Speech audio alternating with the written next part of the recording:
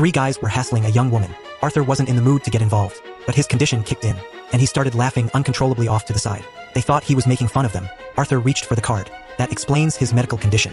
But they grabbed his bag and started beating him. Pushed over the edge, Arthur pulled a handgun and shot two of them. He chased down the third and killed him too. Shaken, Arthur ducked into a dark subway restroom and started dancing. Watching himself in the mirror, he opened his arms like something buried inside him had finally broken free. It was like he was finally accepting who he really was. The next day, the news reported 3 young finance guys had been gunned down. Thomas Wayne, Gotham's richest man, called them decent, civilized employees of Wayne Enterprises. During an interview, he said the killer, hiding behind a clown mask, was a loser and a coward, and he grouped the city's struggling nobodies in with clowns. Arthur listened and gave a bitter smile. Then he visited his social worker. This time, he spoke plainly. He knew she never really listened. No one cares about people on the margins, she told him. Funding for social services got cut, and the program was shutting down. He'd have nowhere to talk, and no help getting his meds. Out of work, Arthur tried doing stand-up at a small club. The second he stepped on stage, he froze and broke into fits of nervous laughter. The set bombed, but in his imagination, he fixed it. Reality was way harsher. Back home, he found a letter his mom had written to Thomas Wayne. In it, she claimed Arthur was Thomas's son.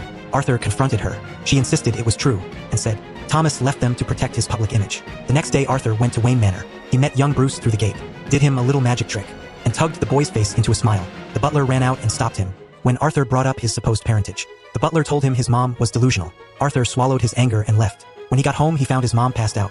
She was rushed to the hospital. At the hospital, Arthur watched his idol, talk show host Murray Franklin. Murray brought up Arthur's bad set from the club, and even played the clip to laugh at him. Arthur felt humiliated, especially by the one person he admired most. Later at home, he watched the news again. Crowds were out on the streets in clown masks, protesting Gotham's brutal wealth gap, and opposing Thomas Wayne's mayoral run. Arthur went downtown, but instead of joining the protest, he snuck into a restroom and came face to face with Thomas Wayne. Arthur asked if he was really his son. Thomas told him he'd been adopted. His mom had delusions and had spent time in Arkham State Hospital. The next day, Arthur got a call from The Murray Show. The viral clip had gotten huge attention, and they wanted him as a guest. He was thrilled. Even with the humiliation, he went to Arkham and stole his mom's file. The record said she had delusional disorder. She'd let her abusive boyfriend hurt the kid. She adopted Arthur. The injuries from that abuse messed up Arthur's brain.